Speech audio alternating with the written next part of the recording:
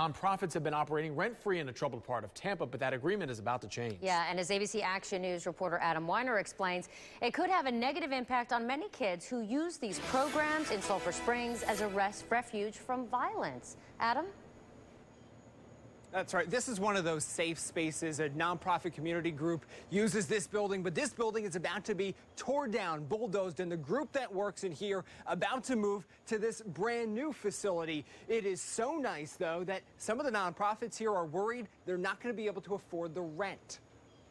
These are water bottles that kids collected during a Water Warriors project. Combining conservationism with education. And you've got that whole sculpture back here was something from stuff they picked up off the beach. Community Stepping Stones gives kids in Sulphur Springs a place to go after school.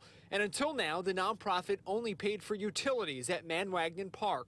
They came in and said these buildings, to bring them up to code, because we're in a flood zone, would be astronomical. So they made a new $800,000 facility, and with it came a new rent agreement. Suddenly, Stepping Stone's budget wasn't nearly large enough. We have to make sure that we continue to provide opportunities for kids, places for them to go at no cost. Because if we're not able to do that, I don't know where they'll go. Norma Robinson knows where they'll go. I always say the gangs thrive because a gang, there's unity. Robinson and her husband run a youth center and museum at the park that celebrates Sulphur Springs' rich history.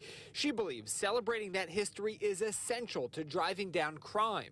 We interviewed teens, and their thing was you have to know where you come from in order for you to go forward. But when they move into the new building, she says their rent will go from $125 a month to about $500 a month.